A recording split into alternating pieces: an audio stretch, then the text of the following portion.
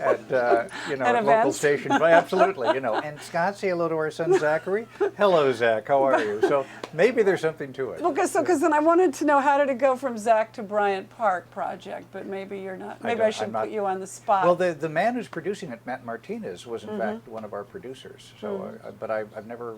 Is that why heard him there's a talk about Martinez that. in your book? I'm always interested. It's the same name as the Yeah, police commissioner. It's always sweet when friends put their friends' names. When I first created the police commissioner, I didn't know he would wind up being such a central You didn't sell names at school auctions, did you? Like, if you give this contribution. No, but what a great, because our little girl goes to school right down the street. Right. What a great idea. Well, just remember to give credit where credit's due. My next novel is set in Germany, so it would there are limit the. options. Or I can Teutonize whatever name has the highest bidder. Yeah. At NPR, I don't know quite how to phrase this, but you would agree that people sound similar on the air? Well, I'm in the middle of contract negotiations, so I will never say that we sound similar. I don't know Talk to me in a few weeks, and maybe I can acknowledge I don't that a know lot that of you people sound think as similar as many of the others, but there's a whole lot of them who do sound similar. I've heard that, and it's interesting because sometimes people will say to me, "You sound so much like Robert Siegel, who is a very good friend." And no, Robert Siegel has a deep, wonderful voice. He didn't say Nina Totenberg, But anyway, I would love to. I would love to sound like. There's probably not a person at NPR that doesn't do a Nina Totenberg impersonation. I bet you do everybody. I do quite a few, and I'm not going to do any of them now. But in any event, I don't sound a thing like Robert Siegel, who has a deep and beautiful voice. So I think maybe for some people it's just because it's coming out of the radio. They think it's the same. Do people come in and apply for jobs and then immediately go into that voice? I think you have to have the voice when you apply. Yeah, and then if you have the voice and maybe you've only got 3/4 of the voice, but they really want to hire you, you go to a local station until you do. No, but is there a place where they go and they go, okay, now this is how you do our voice? There's a man who he's sometimes called because we call anchors, if you please, hosts. Yes. And there is a man named David who is called the host whisperer. And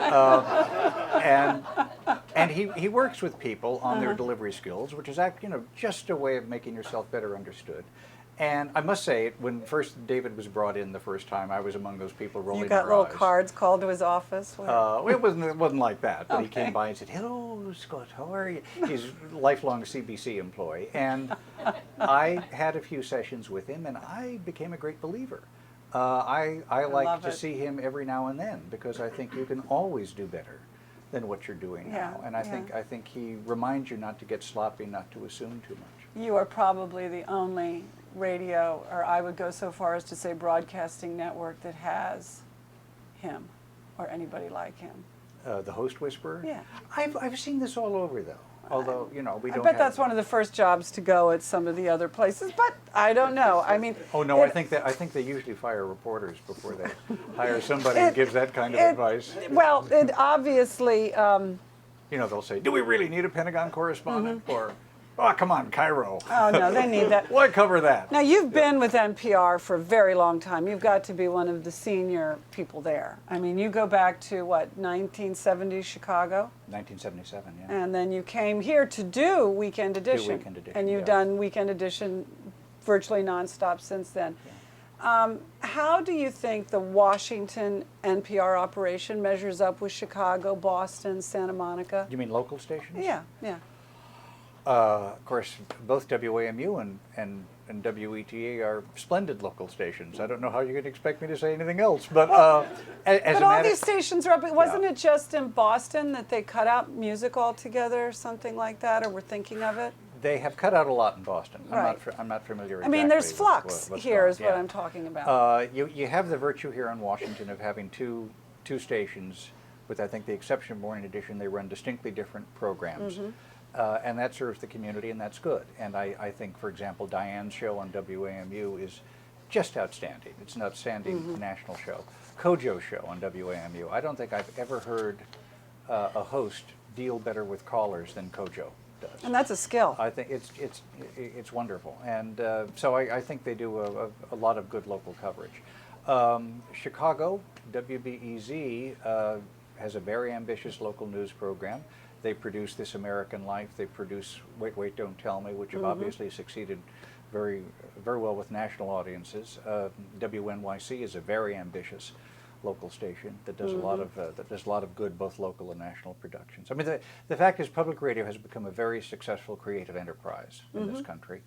And it's strong, it's healthy? Yes, yes, it is. I mean, you can always be healthier. You know, and it's important for people to understand. Some people have an idea that God bless Joan Kroc, she left $200 million to NPR and everything should be fine. Well, I would never want to say $200 million is, I would never want to sniff at it, but, you know, as Senator Dirksen of Illinois, late Senator Dirksen once said, you know, 200 million there, 200 million there, pretty soon you're talking about real money. $200 million does not represent that much as compared with NPR's annual budget. Right. And it's a good financial cushion to have, but it's not being spent. It's being banked, and then they use the interest. So it's important, I think, for people to understand that their own individual contributions are no less important than that those fundraising drives are essential. Yes, you know, nerve-wracking though they may be. Yeah, and you know, I wish otherwise as much as anybody else. Well, I guess you could say to people, if you're Probably all willing to just sometimes, send in money without our prompting you, you know, then we wouldn't have to do it. But yeah, and I don't like in funding drives when sometimes we seem to scold. I mean, I've been asked to record things for local stations which I don't record, which will say something like, you know, we just found out that only 1 of every 7 of you who listen to us actually sends us a contribution. How can you sleep at night? And because I tell you what's important to me, and you sort of touched on it in a couple of things. You said, when you said, you know, I listen to it during times of great national interest. We're not, when I really want to know more. Well, we're not subscription radio. We're not cable.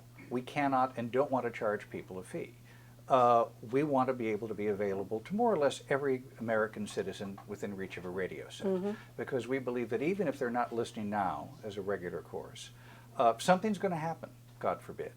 We're going to have times of national testing and emergency and news, and people are going to want a little more than what they're accustomed to, and we'll be there then for those people. But we have to keep going on a day-to-day basis to be there in those moments of crisis. Well, and you are really the last place to go, I think, if you do want to know, if you want a little more substance to what you're listening to. And I mean, I appreciate there's the a time place for crunch. you and All News Radio. I mean, Sure, and I appreciate the time crunch to endlessly say that 'Cause we we have all 2 have young it. children. My wife will say, and we love All Things Considered, and my good friend Robert Siegel, but my wife will say, All Things Considered, 2 hours, bloody hell, who has the time for All Things Considered? there you But go. she tries to listen but you to it don't in the use kitchen. that in the fundraising drive.